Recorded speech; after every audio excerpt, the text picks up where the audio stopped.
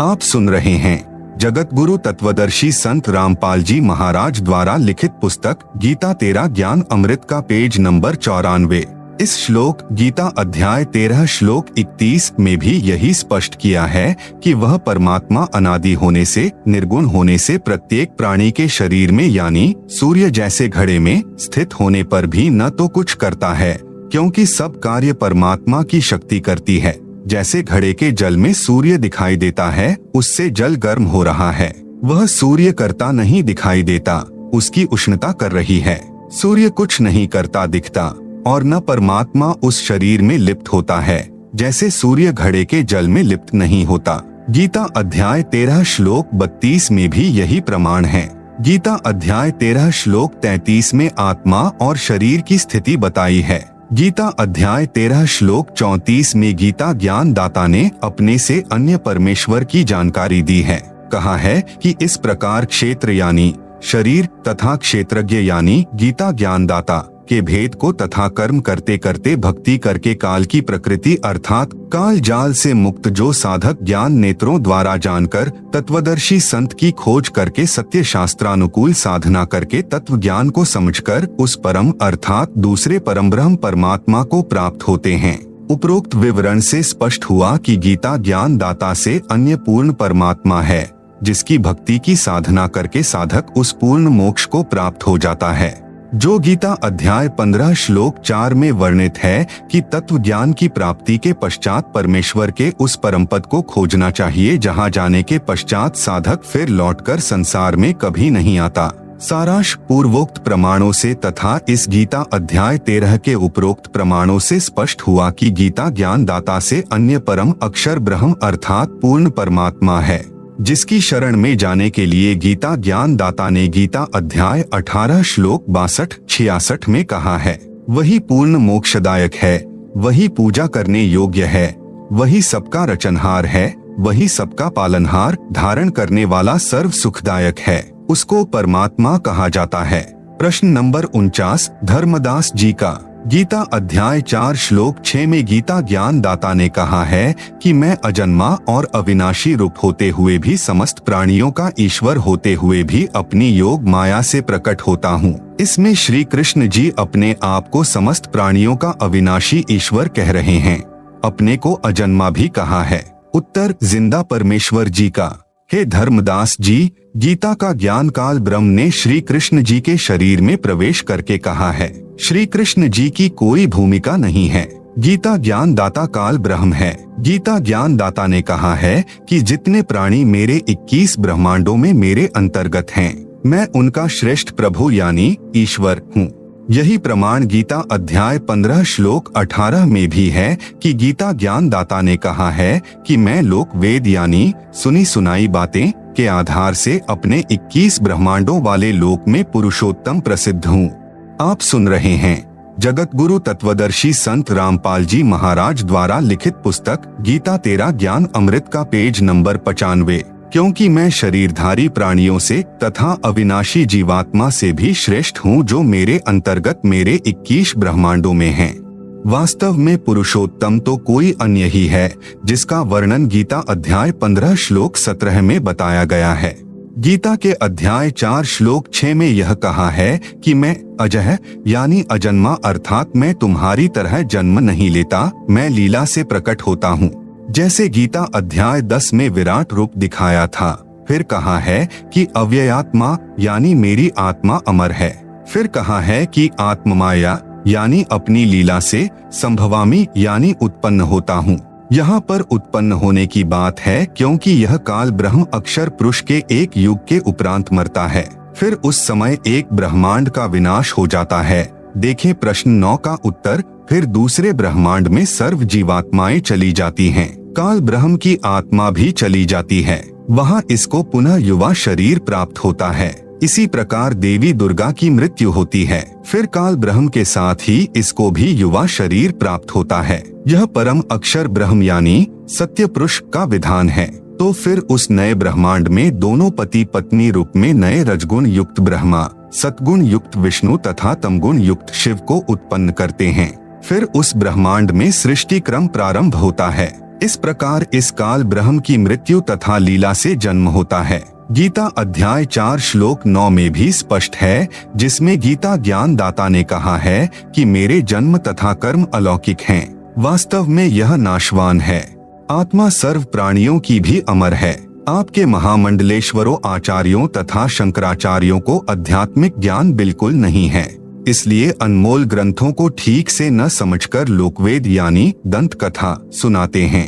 आप देखें, इस गीता अध्याय 4 श्लोक 5 में स्वयं कह रहा है कि हे अर्जुन, तेरे और मेरे बहुत जन्म हो चुके हैं, उन सबको मैं जानता हूँ, तू नहीं जानता। इसका अभिप्राय ऊपर स्पष्ट कर दिया है। संभवात का अर्थ उत्पन्न होना है।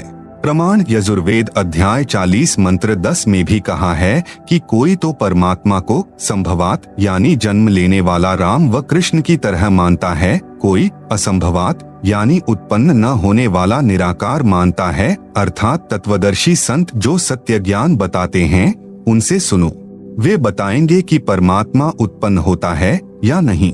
वास्तव में परमात्मा स्वयंभू है, वह कभी नहीं जन्मा है और न जन्मेगा। मृत्यु का तो प्रश्न ही नहीं। दूसरी ओर गीता ज्ञान दाता स्वयं कह रहा है कि मैं जन्मता और मरता हूँ, अविनाशी नहीं हूँ। अविनाशी तो परम अक्षर ब्रह्म है। प्रश्न नंबर 50 जिंदा बाबा परमेश्वर जी का। आप जी ने कहा है कि हम शूद्र को निकट भी नहीं बैठने देते, शुद्ध रहते हैं, इससे भक्ति में क्या हानि होती है? उत्तर धर्मदास जी का। शूद्र के छू लेने से भक्त अपवित्र हो जाता है, परमात्मा रुष्ट हो जाता है, आत्मग्लानि हो जाती है। मैं ऊंची जाति के वैश्य हूँ। आप सुन रहे हैं जगत गुरु तत्वदर्शी संत रामपाल जी महाराज द्वारा लिखित पुस्तक गीता तेरा ज्ञान अमृत का पेज नंबर 96 कथनी और करनी में अंतर।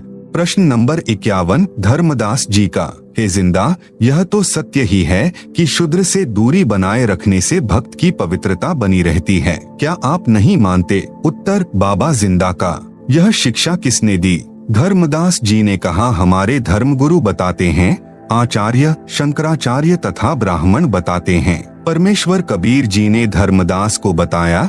उस समय तक धर्मदास जी को ज्ञान नहीं था कि आपसे वार्ता करने वाला ही कबीर जुलाहा है, कि कबीर जुलाहा एक बार स्वामी रामानंद पंडित जी के साथ तोताद्रिक नामक स्थान पर सत्संग भंडारे में गया। वह स्वामी रामानंद जी का शिष्य है।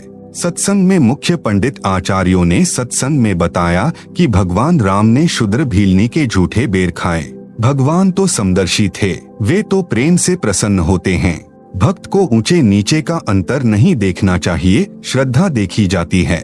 लक्ष्मण ने सबरी को शूद्र जानकर ग्लानि करके बेर नहीं खाए, फेंक दिए। बाद में वे बेर संजीवन बूटी बने। रावण के साथ युद्ध में लक्ष्मण मूर्छित हो गया। तब हनुमान जी द्रोणागिरी पर्वत को उठाकर लाए, जिस पर संजीवन बूटी उन झूठे बेरों से उगी थी। उस बूटी को खाने से लक्ष्मण सचेत हुआ, जीवन रक्षा हुई। शबरी की भगवान के प्रति ऐसी श्रद्धा थी। किसी की श्रद्धा को ठेस नहीं पहुंचानी चाहिए। सत्संग के तुरंत बाद लंगर यानी भोजन भंडारा शुरू हुआ। पंडितों ने पहले ही योजना बना रखी थी कि स्वामी रामानंद ब्राह्मण के साथ शूद्र जुलाहा कबीर आया है। वह स्वामी रामानंद का शिष्य है। रामानंद जी के साथ खाना खाएगा, हम ब्राह्मणों का अपमान होगा, इसलिए 2 स्थानों पर लंगर शुरू कर दिया। जो पंडितों के लिए भंडार था, उसमें खाना खाने के लिए एक शर्त रखी कि जो पंडितों वाले भंडारे में खाना खाएगा, उसको वेदों के 4 मंत्र सुनाने होंगे। जो मंत्र नहीं सुना पाएगा, वह सामान्य भंडारे में भोजन खाएगा। उनको पता था कि कबीर जुलाहा काशी वाला तो अशिक्षित है, उसको वेद मंत्र कहाँ से याद हो सकते हैं। सब पंडित जी 4 वेद मंत्र सुनाकर पंडितों वाले भोजन भंडारे में प्रवेश कर रहे थे। पंक्ति लगी थी, उसी पंक्ति में कबीर जुलाहा यानी धानक भी खड़ा था। वेद मंत्र सुनाने की कबीर जी की बारी आई। थोड़ी दूरी पर एक भैंसा यानी झोटा घास चर रहा था। कबीर जी ने भैंसे को पुकारा, कहा कि हे भैंस पंडित, कृपया यहाँ आइएगा। भैंसा दौड़ा दौड़ा आया, कबीर जी के पास आकर खड़ा हो गया। कबीर जी ने भैंसे की कमर पर हाथ रखा और कहा कि हे विद्वान भैंसे, वेद के 4 मंत्र सुना। भैंसे ने नंबर 1 यजुर्वेद अध्याय 5 का मंत्र 32 सुनाया, जिसका भावार्थ भी बताया कि जो परम शांतिदायक यानी उसिग असी, जो पाप नाश कर सकता है यानी अंगारी, जो बंधनों का शत्रु अर्थात बंदी छोड़ है यानी बंभारी, वह कबीरसी कबीर है। आप सुन रहे हैं जगत गुरु तत्वदर्शी संत रामपाल जी महाराज द्वारा लिखित पुस्तक गीता तेरा ज्ञान अमृत का पेज नंबर 97। स्वर ज्योति यानी स्वयं प्रकाशित अर्थात तेजोमय शरीर वाला, रिद्धामा यानी सत्यलोक वाला अर्थात वह सत्यलोक में निवास करता है। सम्राट यानी सब भगवानों का भी भगवान अर्थात सर्वशक्तिमान सम्राट यानी महाराजा है। नंबर 2 ऋग्वेद मंडल 9 सूक्त 86 मंत्र 26 सुनाया, जिसका भावार्थ है कि परमात्मा ऊपर के लोक से गति यानी प्रस्थान करके आता है, नेक आत्माओं को मिलता है, भक्ति करने वालों के संकट समाप्त करता है, वह कबीर देव यानी कबीर परमेश्वर है। नंबर 3 ऋग्वेद मंडल 9 सूक्त 96 मंत्र 17 सुनाया, जिसका भावार्थ है कि कवियः यानी कबीर, कबीर परमात्मा स्वयं पृथ्वी पर प्रकट होकर तत्व ज्ञान प्रचार करता है। कबीरवाणी यानी कबीर वाणी कहलाती है। सत्य आध्यात्मिक ज्ञान तत्व ज्ञान को कबीर परमात्मा लोकोक्तियों, दोहों, शब्दों, चौपाइयों व कविताओं के रूप में पदों में कबीर वाणी द्वारा बोलकर सुनाता है। नंबर 4 ऋग्वेद मंडल 9 सूक्त 94 मंत्र 1 भी सुनाया, जिसका भावार्थ है कि परमात्मा कवियों की तरह आचरण करता हुआ पृथ्वी पर एक स्थान से दूसरे स्थान जाता है। भैंसा फिर बोलता है कि भोले पंडितों, जो मेरे पास इस पंक्ति में जो मेरे ऊपर हाथ रखे खड़ा है, यह वही परमात्मा कबीर है जिसे लोग कवि कहकर पुकारते हैं। इन्हीं की कृपा से मैं आज मनुष्यों की तरह वेद मंत्र सुना रहा हूँ। कबीर परमेश्वर जी ने कहा कि भैंसा पंडित, आप पंडितों वाले लंगर में प्रवेश करके भोजन ग्रहण करें। मैं तो शूद्र हूँ, अशिक्षित हूँ, इसलिए आम जनता के लिए लगे लंगर में भोजन करने जाता हूँ। उसी समय सर्व पंडित जो भैंसे को वेद मंत्र बोलते देखकर एकत्रित हो गए थे, कबीर जी के चरणों में गिर गए तथा अपनी भूल की क्षमा याचना की। परमेश्वर कबीर जी ने कहा, करनी तज कथनी कथे, अज्ञानी दिन रात कुकर ज्यों भौंकत फिरे सुनी सुनाई बात। सत्संग में तो कह रहे थे कि भगवान रामचंद्र जी ने शूद्र जाति की शबरी भीलनी के झूठे बेर रुचि रुचि खाए, कोई छुआछूत नहीं की और स्वयं को तुम परमात्मा से भी उत्तम मानते हो, कहते हो करते नहीं, एक दूसरे से सुनी सुनाई बात कुत्ते की तरह भौंकते रहते हो। सर्व उपस्थित पंडितों सहित हजारों की संख्या में कबीर जुलाहे के शिष्य बने, दीक्षा ली, शास्त्र विरुद्ध भक्ति त्याग कर शास्त्र विधि अनुसार भक्ति शुरू की, आत्म कल्याण कराया। हे धर्मदास, यही बात आप कह रहे हो कि हम शूद्र को पास भी नहीं बैठने देते। आप सुन रहे हैं जगत गुरु तत्वदर्शी संत रामपाल जी महाराज द्वारा लिखित पुस्तक गीता तेरा ज्ञान अमृत का पेज नंबर 98। धर्मदास बहुत शर्मसार हुआ, परंतु परमात्मा की शिक्षा को अपने ऊपर व्यंग्य समझकर खींच गया तथा कहा कि हे जिंदा, आपकी जली भूनी बातें अच्छी नहीं लगती, आपको बोलने की सभ्यता नहीं है, कहते हो कि कुत्ते की तरह सुनी सुनाई बातें तुम सब भौंकते फिरते हो। यह कहकर धर्मदास जी ने मुंह बना लिया, नाराजगी जाहिर की। परमात्मा जिंदा रूप में अंतर ध्यान हो गए। चौथी बार अंतर ध्यान हो गए तो धर्मदास का जीना मुश्किल हो गया, पछाड़ खा खा कर रोने लगा। उस दिन फिर वृंदावन में धर्मदास से परमात्मा की वार्ता हुई थी। इस प्रकार परमेश्वर कबीर जी कुल मिलाकर 6 बार अंतर ध्यान हुए, तब धर्मदास की अक्ल ठिकाने आई। वृंदावन मथुरा से चलकर धर्मदास रोता हुआ अपने गांव बांधवगढ़ की ओर वापस चल पड़ा। धर्मदास जी ने 6 महीनों का कार्यक्रम तीर्थों पर भ्रमण का बना रखा था। वह 15 दिन में ही वापस घर आ गया। गरीब दास जी ने अपनी अमृतवाणी में कहा है, तहाँ वहाँ रोवत है धर्मनी नागर, कहाँ गए मेरे सुख के सागर। अति वियोग हुआ हमसे ती, जैसे निर्धन की लुट जाए खेती। हम तो जाने तुम देह स्वरूपा, हमरी बुद्धि अंध गहर कूपा। कल्प करे और मन में रोवे, दशों दिशा को वो मघ जो है। बेग मिलो कर हूँ अपघाता, मैं ना जीवू सुनो विधाता। जब धर्मदास जी बांधवगढ़ पहुँचा, उस समय बहुत रो रहा था। घर में प्रवेश करके मुंह के बल गिरकर फूट फूट कर रोने लगा। उसकी पत्नी का नाम आमिनी देवी था। अपने पति को रोते देखकर तथा समय से पूर्व वापस लौटा देखकर मन मन में विचार किया कि लगता है भक्त जी को किसी ने लूट लिया है। धन न रहने के कारण वापस लौट आया है। धर्मदास जी के पास बैठकर अपने हाथों आंसू पोंछती हुई बोली, क्यों कच्चा मन कर रहे हो? कोई बात नहीं, किसी ने आपकी यात्रा का धन लूट लिया। आपके पास धन की कमी थोड़े है और ले जाना, अपनी तीर्थ यात्रा पूरी करके आना, मैं मना थोड़े करूंगी। कुछ देर बाद दृढ़ मन करके धर्मदास जी ने कहा कि आमिनी देवी, यदि रुपए पैसे वाला धन लुट गया होता तो मैं और ले जाता। मेरा ऐसा धन लुट गया है जो शायद अब नहीं मिलेगा। वह मैंने अपने हाथों अपनी मूर्खता से गवाया है। जिंदा महात्मा से हुई सर्वज्ञान चर्चा तथा जिंदा बाबा से सुनी सृष्टि रचना आमिनी देवी को सुनाया। सर्वज्ञान प्रमाणों सहित देखकर आमिनी ने कहा कि सेठ जी, आप तो निपुण व्यापारी थे, कभी घाटे का सौदा नहीं करते थे। इतना प्रमाणित ज्ञान फिर भी आप नहीं माने, साधु को तो नाराज होना ही था। कितनी बार आपको मिले बच्चे की तरह समझाया, आपने उस दाता को क्यों ठुकराया? धर्मदास ने कहा, आमिनी, जीवन में पहली बार हानि का सौदा किया है। यह हानि अब पूर्ति नहीं हो पावेगी। आप सुन रहे हैं जगत गुरु तत्वदर्शी संत रामपाल जी महाराज द्वारा लिखित पुस्तक गीता तेरा ज्ञान अमृत का पेज नंबर 99। वह धन नहीं मिला तो मैं जीवित नहीं रह पाऊंगा। धर्मदास जी को सतलोक में ले जाना। 6 महीने तक परमेश्वर जिंदा नहीं आए। धर्मदास रो रो अकुलाए, खाना नाम मात्र रह गया। दिन में कई बार घंटों रोना, शरीर सूखकर कांटा हो गया। एक दिन धर्मदास जी से आमिनी देवी ने पूछा कि हे स्वामी, आपकी यह हालत मुझसे देखी नहीं जा रही है। आप विश्वास रखो, जब पहले कितनी बार आए हैं तो अब की बार भी आएंगे। धर्मदास ने कहा कि इतना समय पहले कभी नहीं लगाया। लगता है मुझ पापी से बहुत नाराज हो गए हैं। बात भी नाराजगी की है। मैं महामूर्ख हूँ आमिनी देवी, अब मुझे उनकी कीमत का पता चला है। भोले भाले नजर आते हैं, वे परमात्मा के विशेष कृपा पात्र हैं। इतना ज्ञान देखा न सुना। आमिनी ने पूछा कि उन्होंने बताया हो कि वे कैसे कैसे मिलते हैं, कहाँ कहाँ जाते हैं? धर्मदास जी ने कहा कि वे कह रहे थे कि मैं वहाँ अवश्य जाता हूँ जहाँ पर धर्म भंडारे यानी लंगर होते हैं, वहाँ लोगों को ज्ञान समझाता हूँ। आमिनी देवी ने कहा कि आप भंडारा कर दो, हो सकता है कि जिंदा बाबा आ जाए। धर्मदास जी बोले कि मैं तो 3 दिन का भंडारा करूंगा। आमिनी देवी पहले तो कंजूसी करती थी। धर्मदास 3 दिन का भंडारा कहता था तो वह 1 दिन पर अड़ जाती थी, परंतु उस दिन आमिनी ने तुरंत हाँ कर दी कि कोई बात नहीं, आप 3 दिन का भंडारा करो।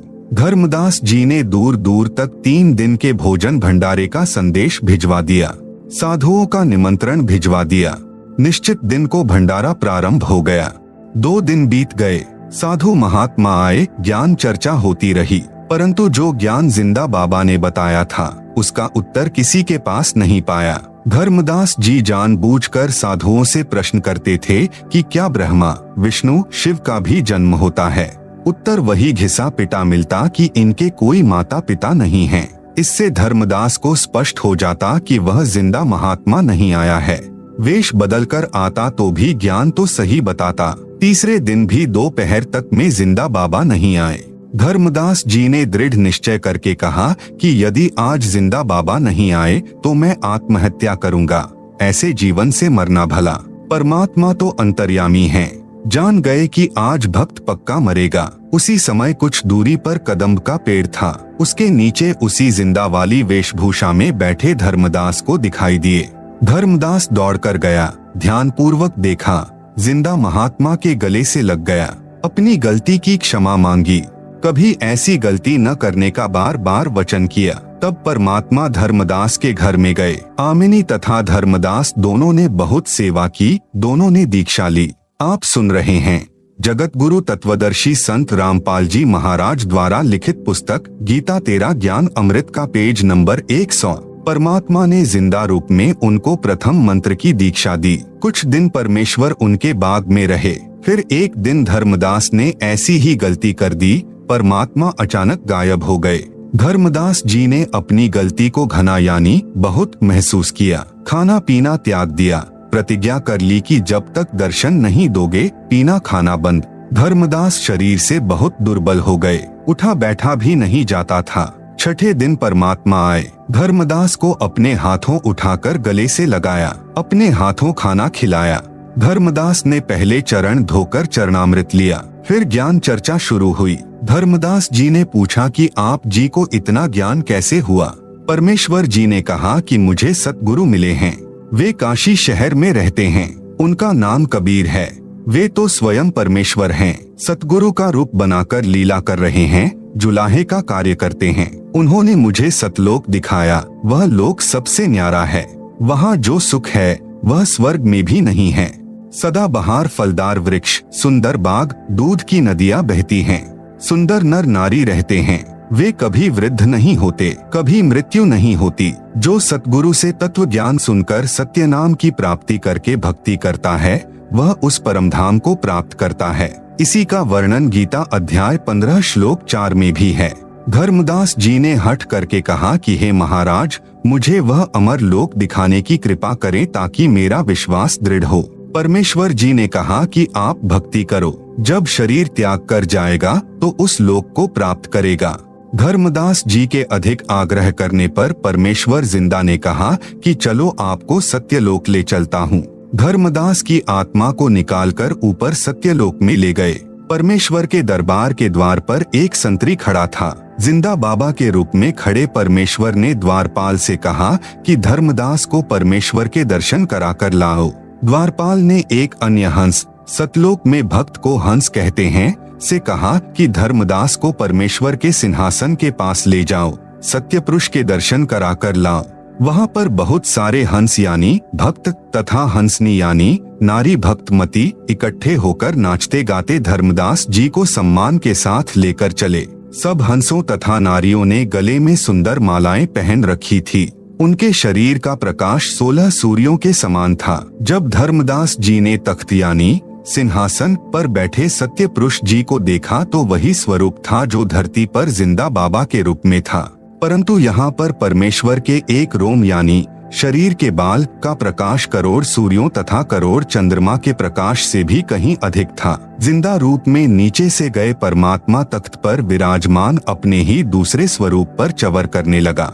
धर्मदास ने सोचा कि जिंदा तो इस परमेश्वर का सेवक होगा, परंतु सूरत मिलती जुलती है।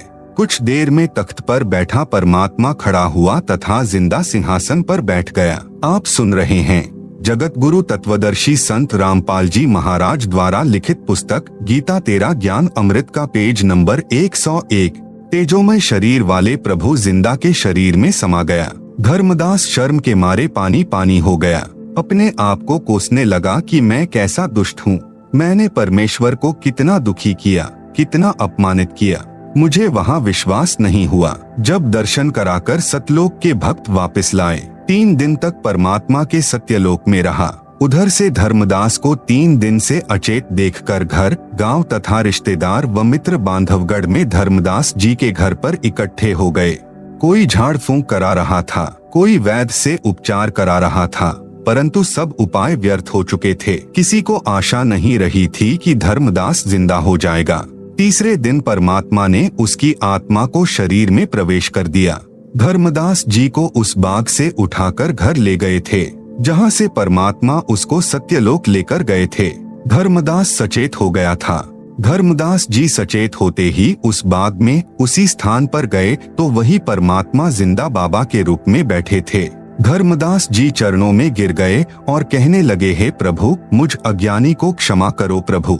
अवगुण मेरे बाप जी, बख्सो गरीब निवाज, जो मैं पूत कुपुत हूँ, बहुर पिता को लाज। मुझे विश्वास नहीं हो रहा था कि आप परमात्मा हैं, आप परम अक्षर ब्रह्म हैं।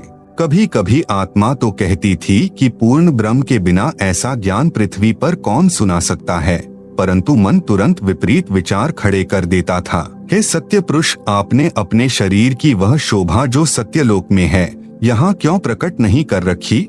परमेश्वर जी ने कहा कि धर्मदास, यदि मैं उसी प्रकाश युक्त शरीर से इस काल लोक में आ जाऊं तो क्षर पुरुष ज्योति निरंजन भी इसी को कहते हैं, व्याकुल हो जाए। मैं अपना सर्व कार्य गुप्त करता हूँ।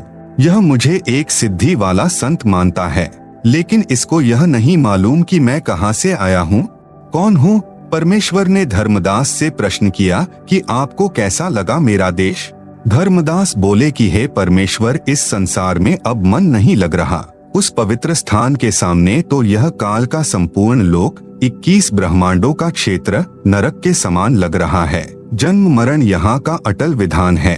84 लाख प्रकार के प्राणियों के जीवन भोगना भी अनिवार्य है। प्रत्येक प्राणी इसी आशा को लेकर जीवित है कि अभी नहीं मरूंगा, परंतु फिर भी कभी भी मृत्यु को प्राप्त हो जाता है।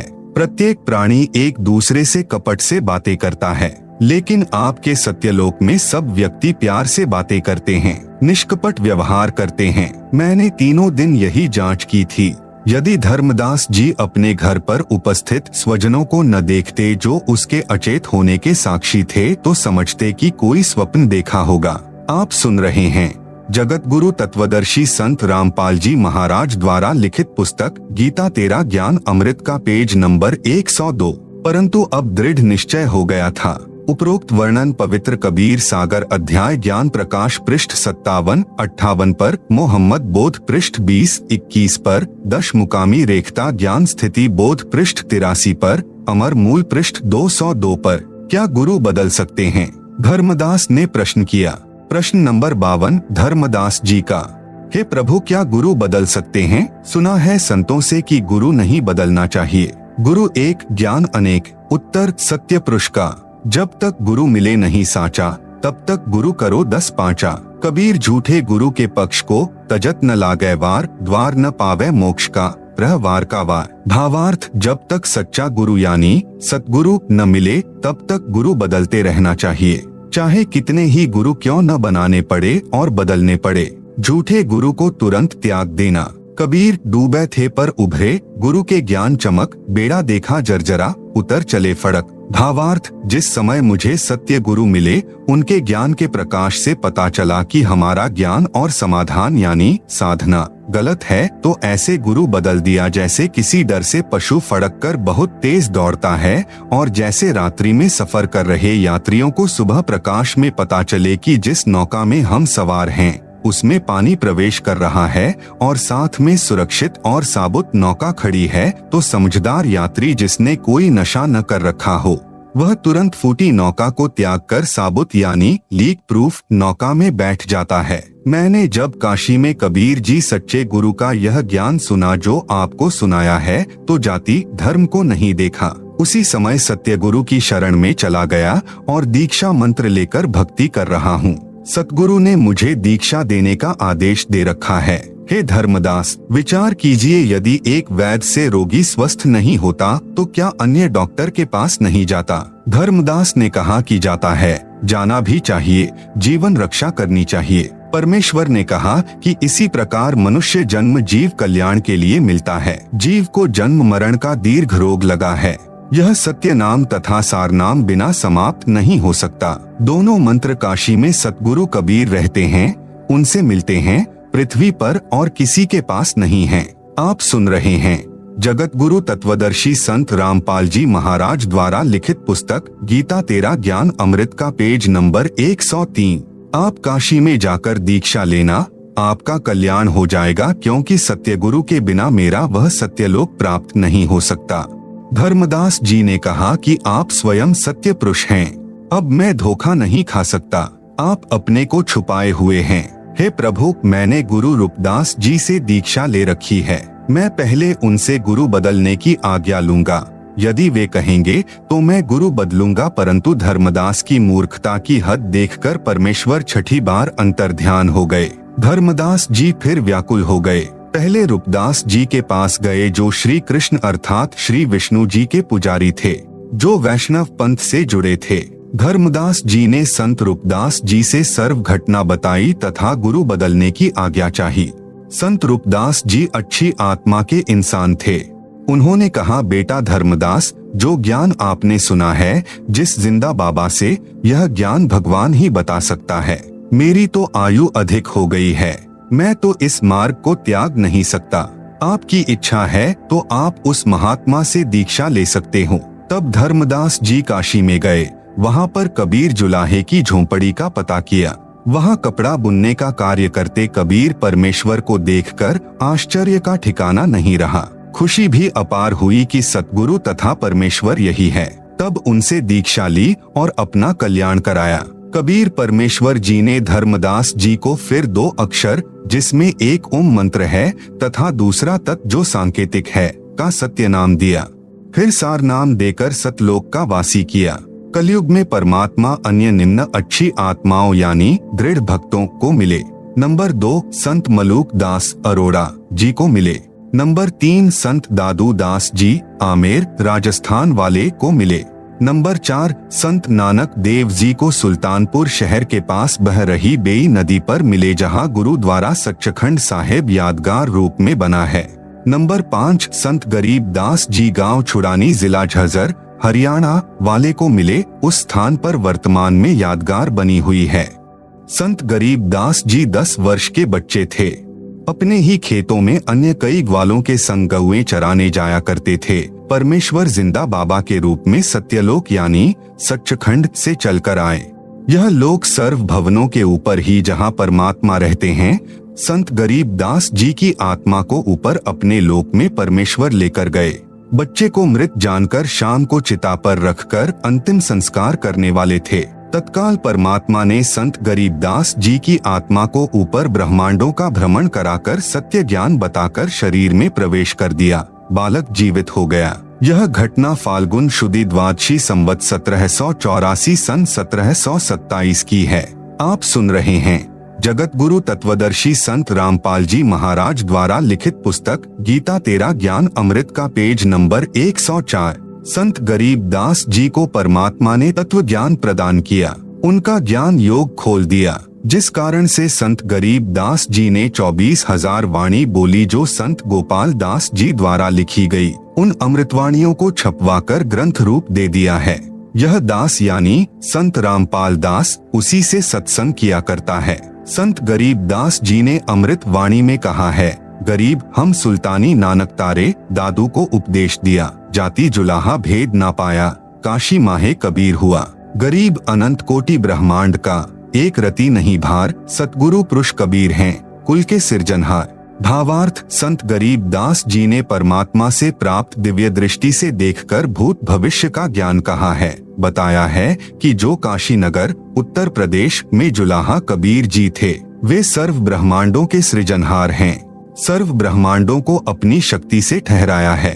परमेश्वर कबीर जी पर उनका कोई भार नहीं है। जैसे वैज्ञानिकों ने हवाई जहाज रॉकेट बनाकर उड़ा दिए, स्वयं भी बैठकर यात्रा करते हैं। इस प्रकार संत गरीबदास जी ने परमेश्वर जी को आंखों देखकर उनकी महिमा बताई है। नंबर 6 संत घीसा दास जी गांव खेखड़ा जिला बागपत उत्तर प्रदेश को मिले थे। पुस्तक विस्तार को मद्देनजर रखते हुए अधिक विस्तार नहीं कर रहा हूं। अधिक जानकारी के लिए www.jagatgururampalji.org से खोलकर अधिक ज्ञान ग्रहण कर सकते हैं। वेद मंत्रों की फोटोकॉपी दी गई हैं, जिसे आप पुस्तक में देख सकते हैं।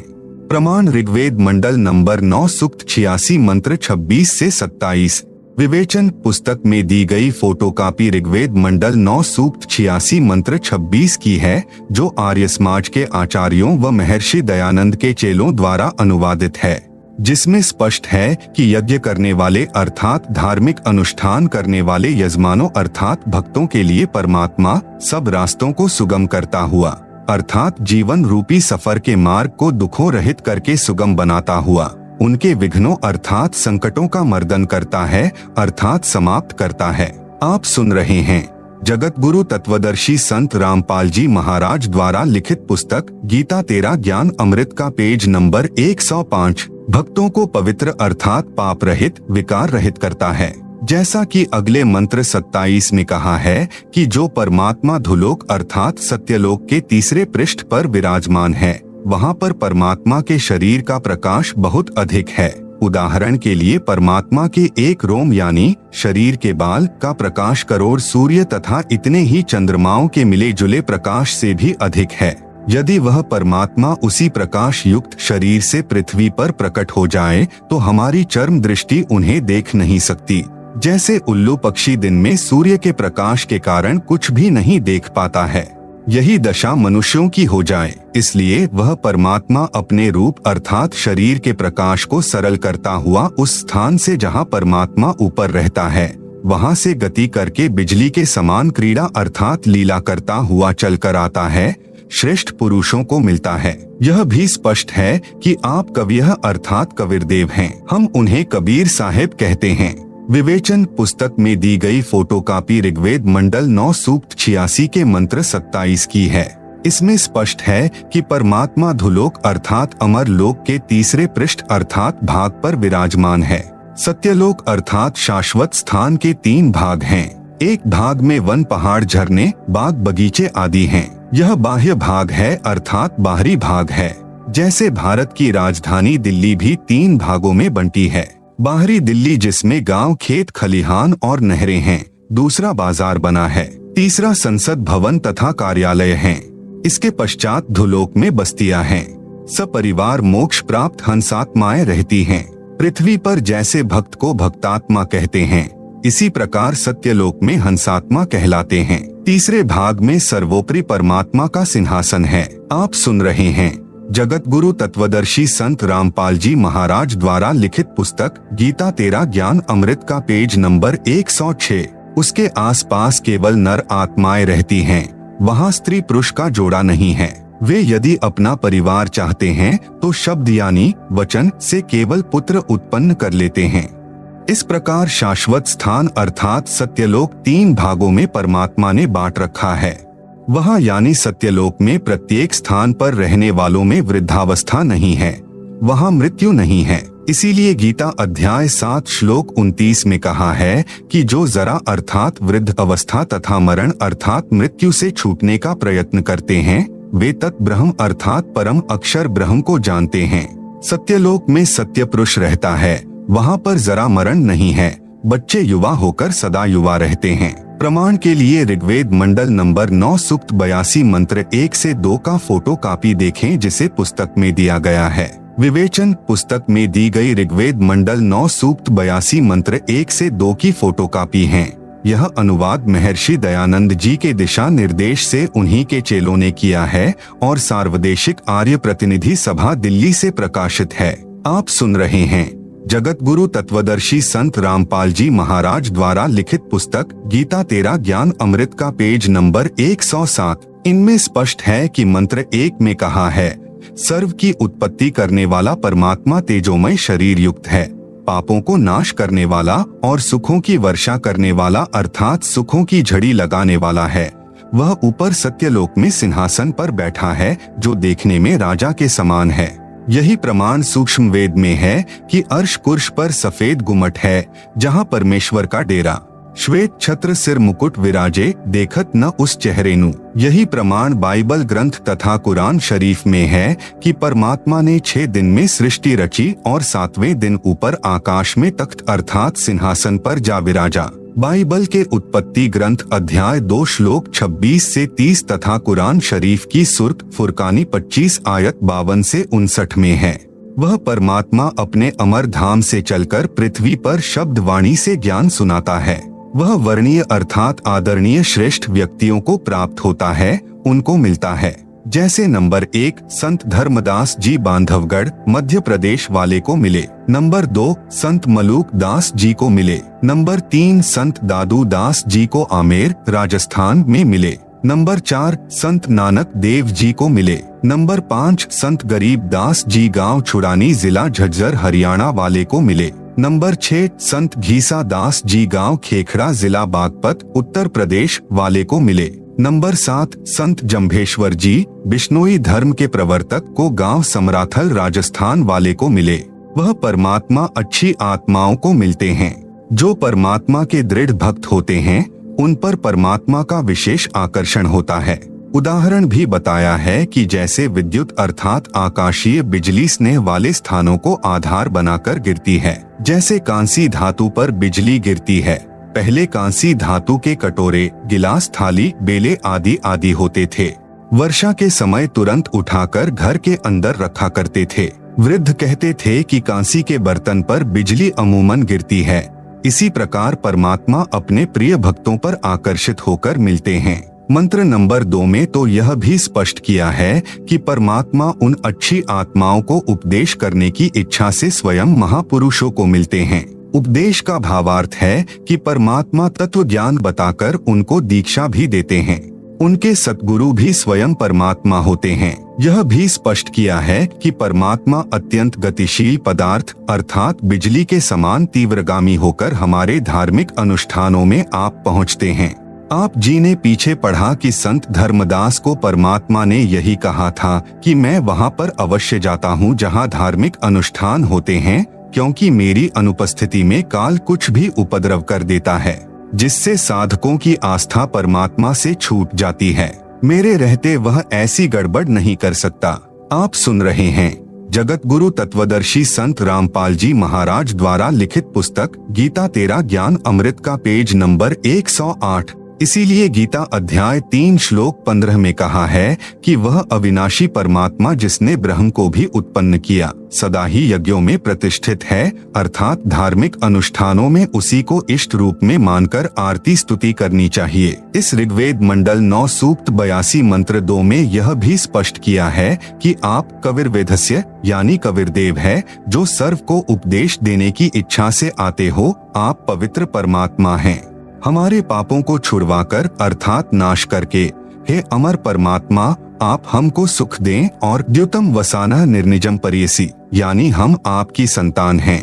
हमारे प्रति वह वात्सल्य वाला प्रेम भाव उत्पन्न करते हुए उसी निर्निजम यानी सुंदर रूप को परियासी यानी उत्पन्न करें, अर्थात हमारे को अपने बच्चे जानकर जैसे पहले और जब चाहें तब आप अपनी प्यारी आत्माओं को प्रकट होकर मिलते हैं, उसी तरह हमें भी दर्शन दें। प्रमाण के लिए ऋग्वेद मंडल नंबर 9 सूक्त 96 मंत्र 16 से 20 का फोटो कॉपी देखें, जिसे पुस्तक में दिया गया है। ऋग्वेद मंडल 9 सूक्त 96 के मंत्र 16 में कहा है कि हे परमात्मन, आप अपने श्रेष्ठ गुप्त नाम का ज्ञान कराएं। उस नाम को मंत्र 17 में बताया है कि वह कविया यानी कविर्देव है। आप सुन रहे हैं जगत गुरु तत्वदर्शी संत रामपाल जी महाराज द्वारा लिखित पुस्तक गीता तेरा ज्ञान अमृत का पेज नंबर 109 मंत्र नंबर 17 की केवल हिंदी शिशुम जज्ञानम हरियंतम यानी परमेश्वर जानबूझकर तत्व ज्ञान बताने के उद्देश्य से शिशु रूप में प्रकट होता है। उनके ज्ञान को सुनकर मरुतो गणेन यानी भक्तों का बहुत बड़ा समूह उस परमात्मा का अनुयायी बन जाता है। मृजंती शुमयंती वहिन, वह ज्ञान बुद्धिजीवी लोगों को समझाता है। वे उस परमेश्वर की स्तुति भक्ति तत्व ज्ञान के आधार से करते हैं। वह भक्ति वहिन यानी शीघ्र लाभ देने वाली होती है। वह परमात्मा अपने तत्व ज्ञान को काव्येना यानी कवित्व से अर्थात कवियों की तरह दोहों शब्दों लोकोक्तियों चौपाइयों द्वारा, कविर गीर्भियः यानी कविर वाणी द्वारा अर्थात कबीर वाणी द्वारा, पवित्रम अतिरेभन यानी शुद्ध ज्ञान को उच्चे स्वर में गर्ज गर्ज कर बोलते हैं। वह कवियः यानी कवि की तरह आचरण करने वाला कविरदेव, संत यानी संत रूप में प्रकट, सोम यानी अमर परमात्मा होता है। ऋग्वेद मंडल 9 सूक्त 96 मंत्र 17। विशेष इस मंत्र के मूल पाठ में 2 बार कवियः शब्द है। आर्य समाज के अनुवादकर्ताओं ने एक कवियः का अर्थ ही नहीं किया है। ऋग्वेद मंडल 9 सूक्त 96 मंत्र 18 का फोटो कॉपी दिया गया है, जिसे आप पुस्तक में देख सकते हैं। विवेचन पुस्तक में दी गई ऋग्वेद मंडल 9 सूक्त 96 मंत्र 18 की फोटो कॉपी है, जिसका अनुवाद महर्षि दयानंद जी के अनुयायियों ने किया है। सार्वदेशिक आर्य प्रतिनिधि सभा दिल्ली द्वारा अनुवादित है। इस पर विवेचन करते हैं। इसके अनुवाद में भी बहुत सी गलतियां हैं जो आर्य समाज के आचार्यों ने की है। हम संस्कृत भी समझ सकते हैं। विवेचन करता हूँ तथा यथार्थ अनुवाद व भावार्थ स्पष्ट करता हूँ। मंत्र 17 में कहा है कि ऋषि या संत रूप में प्रकट होकर परमात्मा अमृतवाणी अपने मुख कमल से बोलता है और उस ज्ञान को समझकर अनेकों अनुयायियों का समूह बन जाता है। यह यानी जो वाणी परमात्मा तत्व ज्ञान की सुनाता है, वे ऋषिकृत यानी ऋषि रूप में प्रकट परमात्मा कृत सहस्रणीय यानी हजारों वाणियां अर्थात कबीर वाणियां, ऋषि मना यानी ऋषि स्वभाव वाले भक्तों के लिए स्वर्शाह यानी आनंददायक होती हैं। आप सुन रहे हैं जगत गुरु तत्वदर्शी संत रामपाल जी महाराज द्वारा लिखित पुस्तक गीता तेरा ज्ञान अमृत का पेज नंबर 110। कविनाम पदवीय यानी कवित्व से दोहों चौपाइयों में वाणी बोलने के कारण वह परमात्मा प्रसिद्ध कवियों में से एक कवि की भी पदवी प्राप्त करता है। वह सोम यानी अमर परमात्मा, सिशासन यानी सर्व की पालन की इच्छा करता हुआ प्रथम स्थिति में, महिषः यानी बड़ी पृथ्वी अर्थात ऊपर के लोकों में, तृतीयम धाम यानी तीसरे धाम अर्थात सत्यलोक के तीसरे पृष्ठ पर, अनुराजती यानी तेजोमय शरीर युक्त स्तूप यानी गुंबज में, विराजम यानी विराजमान है, वहाँ बैठा है। यही प्रमाण ऋग्वेद मंडल 9 सूक्त 54 मंत्र 3 में है कि परमात्मा सर्व लोकों के ऊपर के लोक में विराजमान है। तिष्ठन्ति यानी बैठा है। ऋग्वेद मंडल 9 सूक्त 96 मंत्र 19 का फोटो कॉपी दिया गया है, जिसे आप पुस्तक में देख सकते हैं।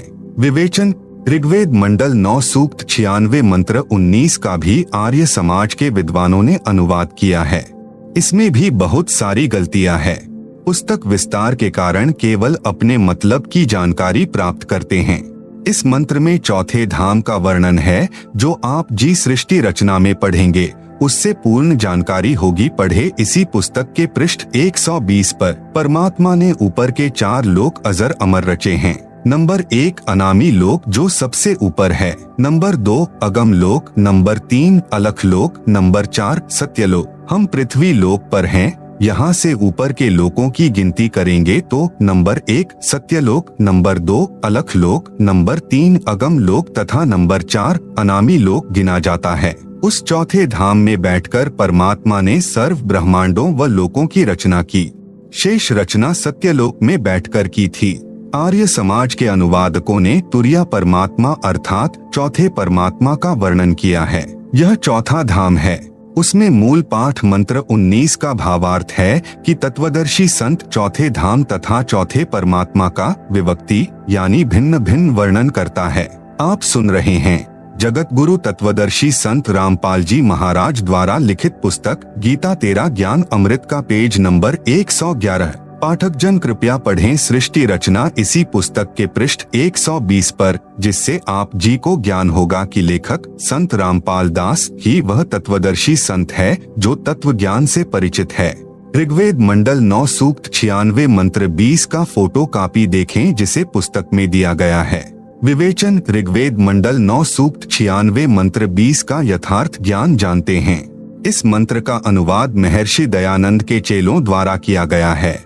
इनका दृष्टिकोण यह रहा है कि परमात्मा निराकार है, क्योंकि महर्षि दयानंद जी ने यह बात दृढ़ की है कि परमात्मा निराकार है। इसलिए अनुवादक ने सीधे मंत्र का अनुवाद घुमा फिराकर किया है। जैसे मूल पाठ में लिखा है, मर्य न शुभः तन्वा मृजानः अत्यः न श्रित्वा सने धनानाम वृषेव यूथा परिकोशम अर्शन कनिकृदत चंबोह आविवेश। अनुवाद: जैसे मर्यः न यानी मनुष्य सुंदर वस्त्र धारण करता है, ऐसे परमात्मा मनुष्य के समान शुभः तन यानी सुंदर शरीर, मृजानः यानी धारण करके, अत्यः यानी अत्यंत गति से चलता हुआ, सने धनानाम यानी भक्ति धन के धनियों अर्थात पुण्यात्माओं को सने यानी प्राप्ति के लिए आता है। यूथा वृषेव यानी जैसे एक समुदाय को उसका सेनापति प्राप्त होता है, ऐसे वह परमात्मा संत व ऋषि रूप में प्रकट होता है तो उसके बहुत संख्या में अनुयायी बन जाते हैं और परमात्मा उनका गुरु रूप में मुखिया होता है। वह परमात्मा परिकोशम यानी प्रथम ब्रह्मांड में, अर्शन यानी प्राप्त होकर अर्थात आकर, कनिकृदत यानी ऊंचे स्वर में सत्य ज्ञान उच्चारण करता हुआ, चंबोह यानी पृथ्वी खंड में, अविवेश यानी प्रविष्ट होता है। भावार्थ: जैसे पूर्व में वेद मंत्रों में कहा है कि परमात्मा ऊपर के लोक में रहता है, वहां से गति करके अपने रूप को अर्थात शरीर के तेज को सरल करके पृथ्वी पर आता है। इस ऋग्वेद मंडल 9 सूक्त 96 मंत्र 20 में उसी की पुष्टि की है। कहा है कि जैसे मनुष्य वस्त्र धारण करता है, ऐसे अन्य शरीर धारण करके परमात्मा मानव रूप में पृथ्वी पर आता है और धनानाम यानी दृढ़ भक्तों यानी अच्छी पुण्यात्माओं को प्राप्त होता है, उनको वाणी उच्चारण करके तत्व ज्ञान सुनाता है। आप सुन रहे हैं जगत गुरु तत्वदर्शी संत रामपाल जी महाराज द्वारा लिखित पुस्तक गीता तेरा ज्ञान अमृत का पेज नंबर 112। विवेचन: ये ऋग्वेद मंडल 9 सूक्त 96 मंत्र 16 से 20 की फोटो कॉपियां हैं। जिनका हिंदी अनुवाद महर्षि दयानंद सरस्वती आर्य समाज प्रवर्तक के दिशानिर्देश से उनके आर्य समाजी चेलों ने किया है। यह अनुवाद कुछ कुछ ठीक है, अधिक गलत है। पहले अधिक ठीक या कुछ कुछ गलत था, जो मेरे द्वारा शुद्ध करके विवेचन में लिख दिया है। अब अधिक गलत को शुद्ध करके लिखता हूँ। ऋग्वेद मंडल 9 सूक्त 96 मंत्र 16 में कहा है कि हे परमात्मा, आपका जो गुप्त वास्तविक चारु यानी श्रेष्ठ नाम यानी नाम है, उसका ज्ञान कराएं। प्रिय पाठकों, जैसे भारत के राजा को प्रधानमंत्री कहते हैं, यह उनकी पदवी का प्रतीक है। उनका वास्तविक नाम कोई अन्य ही होता है। जैसे पहले प्रधानमंत्री जी पंडित जवाहरलाल नेहरू जी थे। जवाहरलाल उनका वास्तविक नाम है। इस मंत्र 16 में कहा है कि हे परमात्मा, आपका जो वास्तविक नाम है वह सोत्रिम्य यानी उपासना करने का, स्वायुध यानी स्वचालित शस्त्र के समान, पूयमान यानी अज्ञान रूपी गंध को नाश करके पापनाशक है। आप अपने उस सत्य मंत्र का हमें ज्ञान कराएं। देव सोम यानी हे अमर परमेश्वर, आपका वह मंत्र श्वासों द्वारा नाक आदि, गाह यानी इंद्रियों से, वासुम अभि यानी श्वास उश्वास से जपने से, सप्तिरिव यानी सप्तिह इव यानी विद्युत जैसी गति से अर्थात शीघ्रता से, अभिवाजम यानी भक्ति धन से परिपूर्ण करके, श्रवस्यामी यानी ऐश्वर्य को तथा मोक्ष को प्राप्त कराइए। प्रिय पाठकों से निवेदन है कि इस ऋग्वेद मंडल 9 सूक्त 96 मंत्र 16 के अनुवाद में बहुत सी गलतियां थी, जो शुद्ध कर दी हैं। प्रमाण के लिए मूल पाठ में अभिवाजम शब्द है, इसका अनुवाद नहीं किया गया है। इसके स्थान पर अभिगमय शब्द का अर्थ जोड़ा है, जो मूल पाठ में नहीं है। विवेचन ऋग्वेद मंडल 9 सूक्त 96 मंत्र 17 के अनुवाद में भी बहुत गलतियां हैं, जो आर्य समाजियों द्वारा अनुवादित है। अब शुद्ध करके लिखता हूँ। जैसा कि पूर्वोक्त ऋग्वेद मंडल 9 सूक्त 86 तथा 82 के मंत्रों में प्रमाण है कि परमात्मा अपने शाश्वत स्थान से जो धूलोक के तीसरे स्थान पर विराजमान है, वहां से चलकर पृथ्वी पर जानबूझकर किसी खास उद्देश्य से प्रकट होता है। परमात्मा सर्व ब्रह्मांडों में बसे प्राणियों की परवरिश 3 स्थिति में करते हैं। नंबर 1, परमात्मा ऊपर सत्यलोक अर्थात अविनाशी धाम में सिंहासन यानी तख्त पर बैठकर सर्व ब्रह्मांडों का संचालन करते हैं। नंबर 2, जब चाहे साधु संत के रूप में अपने शरीर का तेज सरल करके अच्छी आत्माओं को मिलते हैं। नंबर 3, प्रत्येक युग में किसी जलाशय में खिले कमल के फूल पर नवजात शिशु का रूप बनाकर प्रकट होते हैं। वहां से निसंतान दंपति अपने घर ले जाते हैं। आप सुन रहे हैं जगत गुरु तत्वदर्शी संत रामपाल जी महाराज द्वारा लिखित पुस्तक गीता तेरा ज्ञान अमृत का पेज नंबर 113। बचपन से ही वह परमात्मा अपना वास्तविक भक्ति ज्ञान, जिसे तत्व ज्ञान भी कहते हैं, चौपाइयों, दोहों, साखियों व कविताओं के रूप में सुनाते हैं। जैसे सन 1398 विक्रम संवत 1455 में परमात्मा अपने निज स्थान से चलकर भारतवर्ष के काशी शहर के बाहर लहरतारा नामक जलाशय में कमल के फूल पर शिशु रूप धारकर प्रकट हुए थे। वहां से नीरू नीमा जुलाहा दंपति अपने घर ले गए थे। धीरे धीरे परमात्मा बड़े हुए। कबीर वाणी बोलकर ज्ञान सुनाया था। प्रमाण ऋग्वेद मंडल 9 सूक्त 1 मंत्र 9 में है, जो आर्य समाज के आचार्यों द्वारा अनुवादित है। उसमें भी कुछ गलती है, अधिक नहीं। कृपया पढ़े यह ऋग्वेद मंडल 9 सूक्त 1 मंत्र 9 की फोटोकॉपी, जिसे पुस्तक में दिया गया है। विवेचन पुस्तक में दी गई फोटो कॉपी ऋग्वेद मंडल 9 सूक्त 1 मंत्र 9 की है। इसमें स्पष्ट है कि सोम यानी अमर परमात्मा जब शिशु रूप में प्रकट होता है तो उसकी परवरिश की लीला कुंवारी गायों यानी अभि अधन्या धेनुवह द्वारा होती है। यही प्रमाण कबीर सागर के अध्याय ज्ञान प्रकाश में है कि जिस परमेश्वर कबीर जी को नीरू नीमा अपने घर ले गए, तब शिशु रूपधारी परमात्मा ने न अन्न खाया न दूध पिया। फिर स्वामी रामानंद जी के बताने पर एक कुंवारी गाय अर्थात एक बछिया नीरू लाया। उसने तत्काल दूध दिया। उस कुंवारी गाय के दूध से परमेश्वर की परवरिश की लीला हुई थी। कबीर सागर लगभग 600 वर्ष पहले का लिखा हुआ है। ऋग्वेद मंडल 9 सूक्त 1 मंत्र 9 के अनुवाद में कुछ गलती की है। जैसे अभिअधन्या का अर्थ अहिंसनीय कर दिया, जो गलत है। हरियाणा प्रांत के जिला रोहतक में गांव धनाना में लेखक का जन्म हुआ, जो वर्तमान में जिला सोनीपत में है। इस क्षेत्र में जिस गाय ने गर्भ धारण न किया हो तो कहते हैं कि यह धनाई नहीं है, यह बिना धनाई है। यह अपभ्रंश शब्द है। एक गाय के लिए अधनी शब्द है, बहुवचन के लिए अधन्या शब्द है। अधन्या का अर्थ है बिना धनाई गौवें तथा अभिधन्या का अर्थ है पूर्ण रूप से बिना धनाई अर्थात कुंवारी गायें अर्थात बछिया। आप सुन रहे हैं जगत गुरु तत्वदर्शी संत रामपाल जी महाराज द्वारा लिखित पुस्तक गीता तेरा ज्ञान अमृत का पेज नंबर 114। अब ऋग्वेद मंडल 9 सूक्त 96 मंत्र 17 का शुद्ध अनुवाद करता हूँ। केवल हिंदी। शिशुम जज्ञानम हरियंतम, यानी परमेश्वर जानबूझकर तत्व ज्ञान बताने के उद्देश्य से शिशु रूप में प्रकट होता है। उनके ज्ञान को सुनकर मरुतो गणेन यानी भक्तों का बहुत बड़ा समूह उस परमात्मा का अनुयायी बन जाता है। मृजंती शुम्यंती वहिन, यानी वह ज्ञान बुद्धिजीवी लोगों को समझाता है। वे उस परमेश्वर की स्तुति भक्ति तत्व ज्ञान के आधार से करते हैं। वह भक्ति वहिन यानी शीघ्र लाभ देने वाली होती है। वे परमात्मा अपने तत्व ज्ञान को काव्यना यानी कवित्व से अर्थात कवियों की तरह दोहों शब्दों लोकोक्तियों चौपाइयों द्वारा, कबीर गीर्भियः यानी कबीर वाणी द्वारा अर्थात कबीर वाणी द्वारा, पवित्रम अतिरेभन यानी शुद्ध ज्ञान को ऊंचे स्वर में गर्ज गर्ज कर बोलते हैं।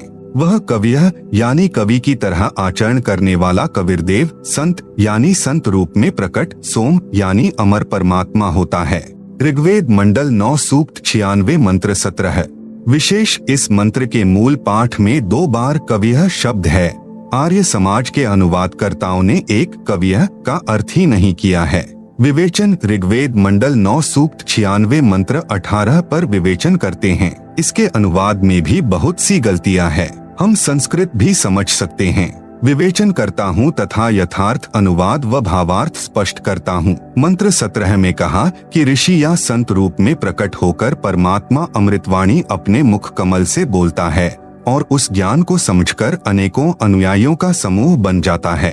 यह यानी जो वाणी परमात्मा तत्व ज्ञान की सुनाता है वे ऋषिकृत यानी ऋषि रूप में प्रकट परमात्मा कृत सहस्रणीथः यानी हजारों वाणियां अर्थात कबीर वाणियां, ऋषिम्ना यानी ऋषि स्वभाव वाले भक्तों के लिए स्वर्शाह यानी आनंददायक होती हैं। कविनाम पदवीयः यानी कवित्व से दोहों चौपाइयों में वाणी बोलने के कारण वह परमात्मा कवियों में से एक प्रसिद्ध कवि की पदवी भी प्राप्त करता है। वह सोम यानी अमर परमात्मा, सिशासन यानी सर्व की पालन की इच्छा करता हुआ प्रथम स्थिति में, महिषः यानी बड़ी पृथ्वी अर्थात ऊपर के लोकों में, तृतीयम धाम यानी तीसरे धाम अर्थात सत्यलोक के तीसरे पृष्ठ पर, अनुराजती यानी तेजोमय शरीर युक्त स्तूप यानी गुंबज में, विराजम यानी विराजमान है, वहाँ बैठा है। यही प्रमाण ऋग्वेद मंडल 9 सूक्त 54 मंत्र 3 में है कि परमात्मा सर्व लोकों के ऊपर के लोक में विराजमान है। तिष्ठन्ति यानी बैठा है। विवेचन ऋग्वेद मंडल 9 सूक्त 96 मंत्र 19 का भी आर्य समाज के विद्वानों ने अनुवाद किया है। इसमें भी बहुत सारी गलतियां हैं। पुस्तक विस्तार के कारण केवल अपने मतलब की जानकारी प्राप्त करते हैं।